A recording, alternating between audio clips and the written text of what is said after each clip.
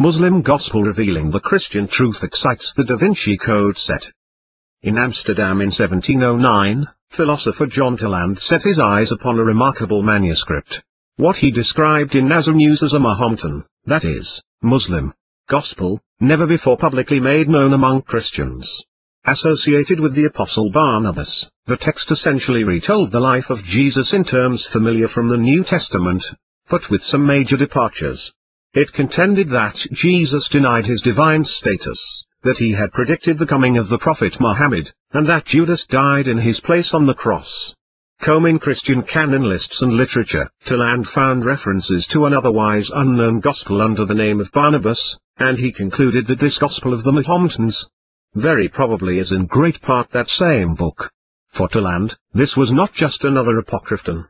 From this Turkish gospel being fathed upon Barnabas, he claimed to have been led to recover the original plan of Christianity as centered on Jewish Christian beliefs that Jesus did not take away or cancel the Jewish law in any sense whatsoever. This, Toland argued, was the very oldest form of Christianity, only it was lost to history when converts from the Gentiles did almost wholly subvert it. On the basis of the Gospel of Barnabas, Toland characterized the most ancient Christianity as harmonious with Islam as well. Its account of Jesus, after all, was perfectly conformable to the traditions of the Mahometans, that is, Muslims, who maintain that another was crucified in his stead, and that Jesus, slipping through the hands of Jews, preached afterwards to his disciples, then was taken to heaven. Annette Yoshiko Reed is M. Mark and Esther Watkins Assistant Professor of the Humanities at the University of Pennsylvania and author of Fallen Angels and the History of Judaism and Christianity, Cambridge University Press, 2005. In this too, Toland buttressed his claims with evidence from ancient Christian literature. It was well known that church fathers like Irenaeus had condemned Basilides and others as heretics for denying that Jesus died on the cross and for claiming that another had died in his place. Toland's innovation was in speculating that these alleged heresies were actually the true apostolic religion, which had been systematically suppressed, particularly in the wake of the Edict of Milan and the Council of Nicaea. And so it was, in Toland's estimation, that a Muslim gospel could preserve Christian truths long lost to Christians themselves. Toland's claims were controversial by design. He introduced the Quran in Nazar News as part of a deist critique of the established church of his time. Not surprisingly, his theories did not find scholarly or theological acceptance. It didn't help in this regard that the evidence for the Quran was both slim and late. What Toland saw in Amsterdam was a manuscript from 1600, preserving the text of the Gospel in Italian. Later, a Spanish version was also discovered, but this manuscript was even later, dating from the 18th century, hardly the ancient artifacts evoked by Toland's grand narratives of suppression and rediscovery. Almost 300 years later, however, the Quran continues to excite curiosity and controversy, recently intensified due to the surfacing of a mysterious manuscript that Turkish police confiscated from smugglers in 2000. The manuscript was the subject of media coverage in 2012, when curiosity about it was sparked by the Vatican's reported interest in examining it. 1,500-year-old Syriac Bible found in Ankara, Turkey. Vatican in shock. Proclaimed the National Turk. Other Turkish newspapers, such as today's Zaman, speculated that it may be a copy of the much-debated Quran, which Muslims claim is an original gospel that was later suppressed. Iran's Basij press went even further, using the discovery of the manuscript as an occasion to explain how the Quran undermines Christianity. Such claims soon attracted attention from Western journalists.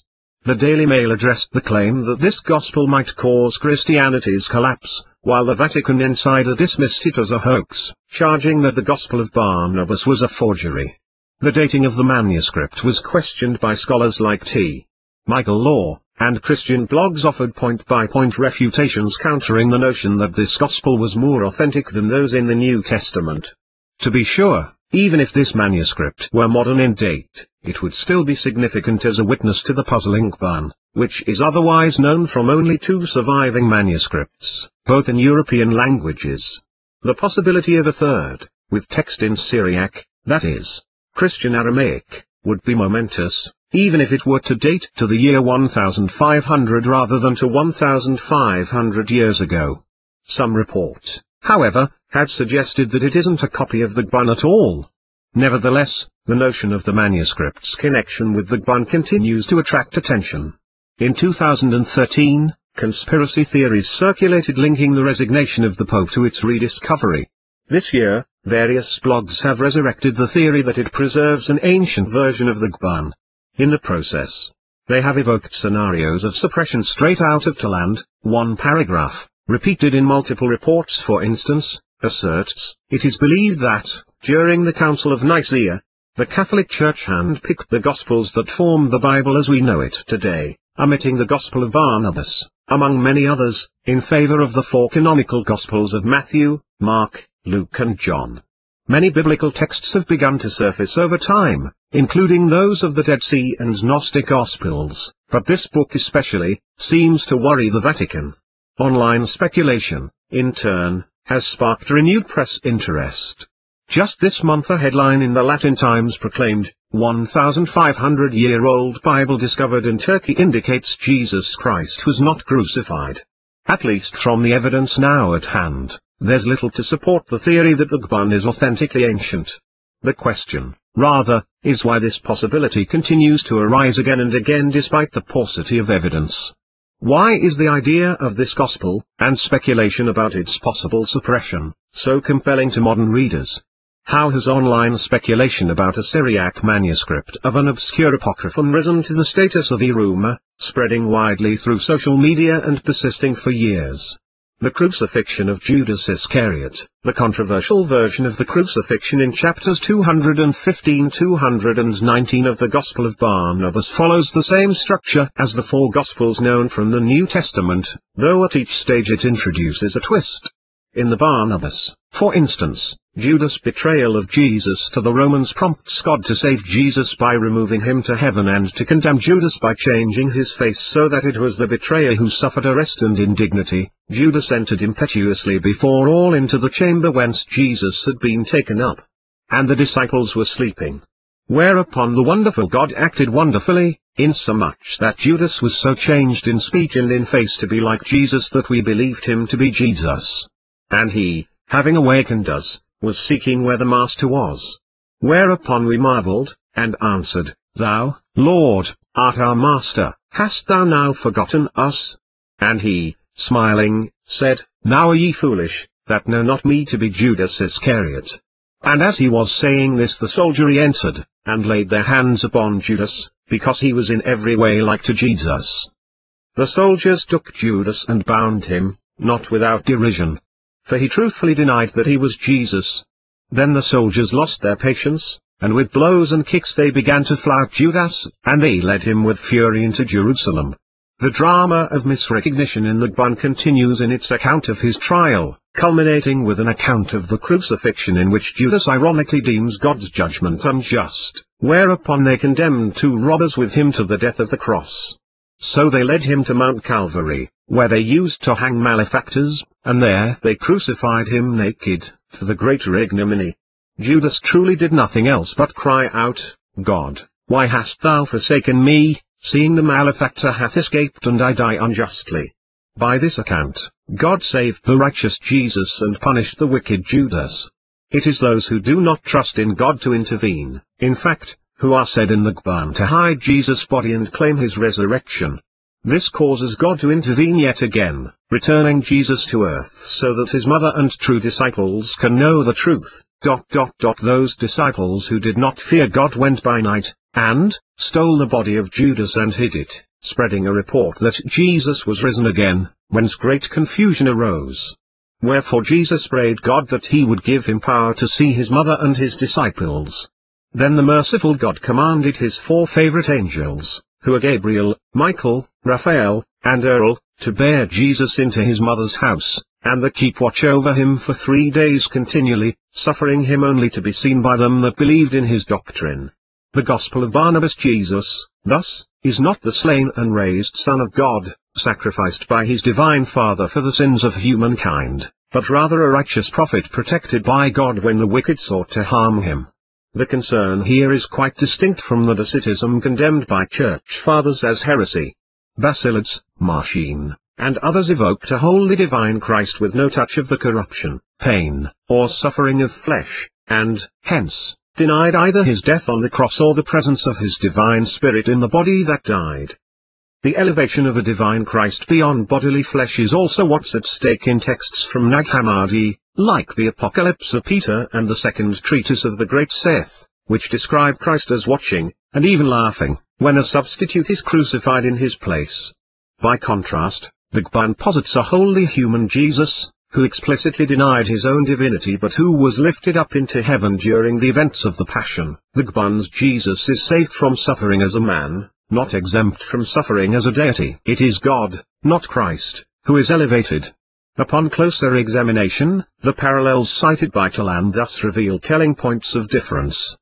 The alternate account of the crucifixion in the Gban falls much closer to the characterization of Jesus in the Quran and Tafsir than to the heretical Christologies of ancient times. Origins and reception of the Gospel of Barnabas. Then where, and more importantly why, did the Gospel of Barnabas take form? Among Western scholars, the editors of the French translation are alone in maintaining some connection with the ancient Jewish Christian traditions cited by Taland. Even they, however, agree that its current form does not date to the lifetime of the Apostle Barnabas in the 1st century or to any time prior to the Council of Nicaea in the 4th century. Parallels with Dante and other anachronisms preclude a date prior to the 14th century. Prominent theories about its origins and authorship differ, but they cluster in the late medieval or early modern periods, with options ranging from 14th century Italy to 16th century Spain. Dutch scholar Jan Slomp and others, for instance, speculate about its forgery by the Franciscan monk Francis Marino, who is credited, in a preface to the Spanish manuscript, with its discovery. The preface claims that this monk found the manuscript in the library of Pope Sixtus V, 1521 to 1590, when the Pope was sleeping, and converted to Islam immediately after reading it. The possibility that Francis Marino had been a converso, that is, a Jew forced to convert to Christianity, makes this theory all the more intriguing. Others, such as Gerald Weegers, situate the Gospel among Moriscos, that is, Muslims forced to convert to Christianity, and Christian converts to Islam who came in contact with each other before and after the expulsion of the converts from Spain, noting that in common with several other texts written in these circles, it presents Muhammad as the Messiah. Most recently, Theodore Pulcini has made a case for its authorship by a medieval monk of the Carmelite order who had converted to Islam. Whatever its origins, the recent growth of interest in the Gban reflects its revival in the 19th and 20th century in the context of Muslim-Christian polemics, especially in South Asia. It was mentioned already in Rahmatullah al-Ka'irani's 19th century polemics against Christianity, and it also made an appearance in Mirza Ghulam Ahmad's 1899 Jesus in India. As Oddjourn Leovic has shown, it rose to even greater prominence after the 1907 publication of the English translation by Longstale and Laura. Within a year, it was translated from English into Arabic, 1908, and within a decade, from Arabic into Urdu, 1916. These translations gave the Gban wide circulation. Not all Muslim scholars accept its authenticity, although the theory of its authenticity and suppression became a popular trope. Taland himself is often cited in support of its authenticity, as in Muhammad at-Rahim's 1977 Jesus, Prophet of Islam. During the 19th and 20th centuries, the Gban was largely forgotten in Europe and North America, but it was widely read and discussed in South Asia and the Middle East. This has now changed, however, due to the widespread dissemination of the text on the Internet. Today, the Gban has a prominent place within Christian, Islamic debates online and is known to many Christians as well as Muslims. Recent speculation about the Syriac manuscript in Turkey, moreover, dovetails with the growing place of this gospel in the realm of Internet conspiracy theories about Vatican's secrecy. Theories about its suppression may have been developed many centuries ago, but they speak no less to our own age, a time in which online discussion delights in the notion of long-lost gospels, inspired by Dan Brown at least as much as by the rediscovery of the Nag Hammadi codices. Even if the Gospel of Barnabas tells us little about ancient times, it can tell us quite a lot about the allure of claims about secret histories, both Interland's age and our own.